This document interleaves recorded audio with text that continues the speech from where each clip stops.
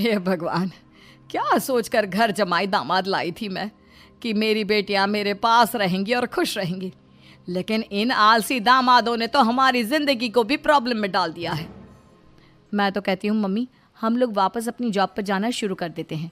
बता देते हैं इन लोगों को कि हमने प्रेगनेंसी का बहाना किया है। नहीं नहीं बेटा, ऐसी गलती भी मत करना। अगर तुमने ऐसा किया तो इन तीनों की आदत और ख़राब हो जाएगी। अरे आज नहीं तो कल कभी तो तुम प्रेग्नेंट होगी, तब वापस यही प्रॉब्लम आएगी। तब क्या करोगी तुम तीनों? हाँ मम्मी, आपकी बात तो बिल्कुल सही है। इन लोगों को तो सुधारना ही पड़ेगा। लेकिन कैसे? अपने बच्चों के आने की खबर सुनकर भी इन लोगों पर कोई असर नहीं हो रहा। पैसे कमाने के लिए घर से बाहर निकलना ही नहीं चाहते ये तीनों।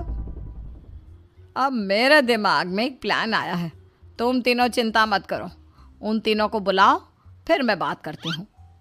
थोड़ी देर बाद कावेरी जी अपने तीनों दामादों को सामने बुलाकर अपनी बात कहना शुरू करती हैं।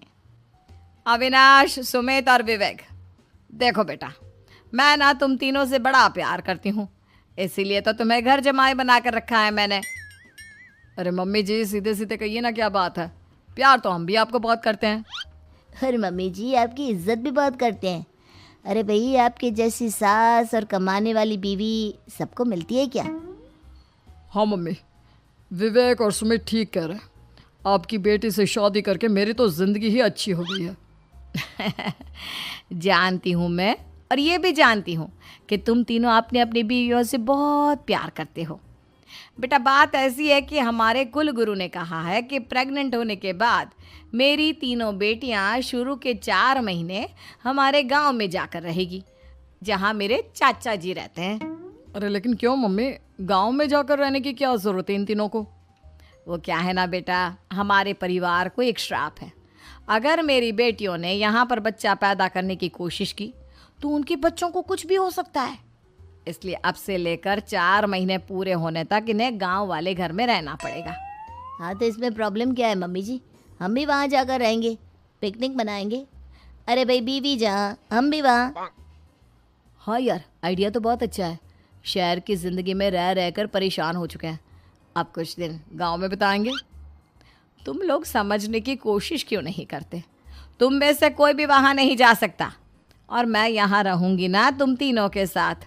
4 महीने की तो बात है, उसके बाद ये तीनों ही लौट कर आ जाएंगी। ठीक है मम्मी जी, अब हमारे बच्चों का सवाल है तो ये तो करना ही पड़ेगा। कावेरी अपनी तीनों बेटियों को कुछ दिन के लिए घर से बाहर कहीं दूसरे शहर में रहने के लिए भेज देती है। कुछ दिनों के बाद, अरे मम्मी जी, बहुत दिन से पिज्ज़ा नहीं खाया, मंगवाइए ना। क्या बताऊं बेटा, पहले तो बेटियां खर्चा दे देती थी क्योंकि उनकी नौकरी थी, लेकिन अब तो मेरे पास पैसे ही नहीं बचे। थोड़े बहुत पैसे हैं जो बच्चों की डिलीवरी में काम आएंगे। लेकिन मम्मी जी, आपकी बेटियों को वापस आने में तो अभी बहुत वक्त बाकी है। वही सोच सोच कर परेशान हो रही हूँ। सोच रही हूँ कल से दूध भी बंद करवा देती हूँ। अब दूध वाले को देने के लिए पैसे भी तो नहीं है ना। अरे नहीं नहीं मम्मी जी, अगर दूध भी बंद करवा दोगी तो मुझे चाय कहाँ से मिलेगी? और चाय के बिना मैं तो मर ही जाऊंगा। क्या करूं बेटा, इसके अलावा हमारे पास कोई ऑप्शन नहीं है। मेरे पास पैसे ही नहीं बचे। इस तरह कावेरी जी धीरे धीरे अपने तीनों दामादों को पैसे देना बंद कर देती हैं और घर में खाने पीने की चीज़ें लाना भी बंद कर देती है। अब वो तीनों बुरी तरह से परेशान होने लगे थे और इसलिए एक दिन तीनों प्लान करके घर से बाहर निकलते हैं और बाजार में जाने के बाद, यार अच्छा खाना खाए हुए कितने दिन हो गए, पता नहीं कब अच्छा खाना मिलेगा। हमारी बीवियों के जाने के बाद तो हमारी हालत भिखारियों जैसी हो गई है यार। कुछ भी हो, मुझे तो आज पिज्ज़ा खाना ही खाना है। जेब में 1 रुपया नहीं है और पिज्ज़ा खाएगा, कहाँ से आएंगे पैसे?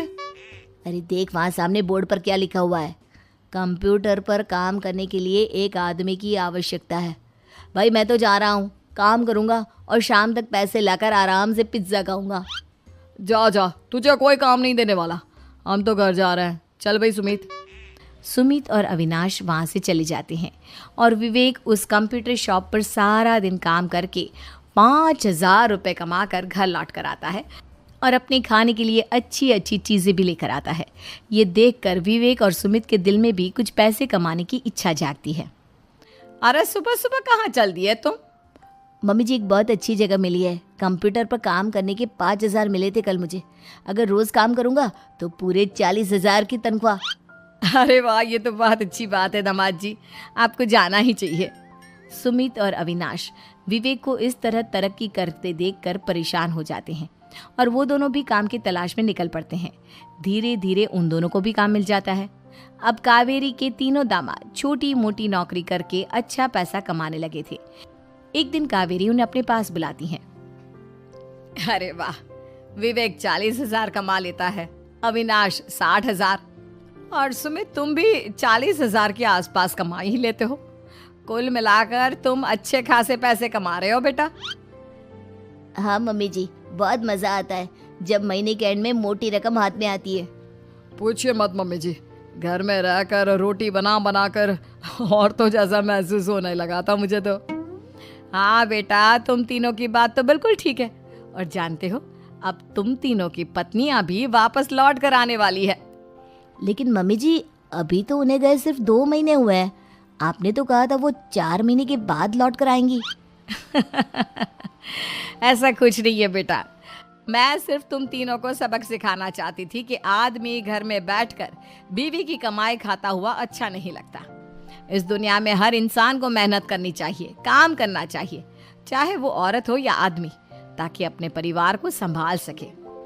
कावेरी की बात सुनकर उन तीनों को अपनी गलती का एहसास होता है और कावेरी उन्हें सच बता देती है कि ईशा, सुहाना और मोहिनी शहर में ही कहीं दूसरी जगह रह रहे थे।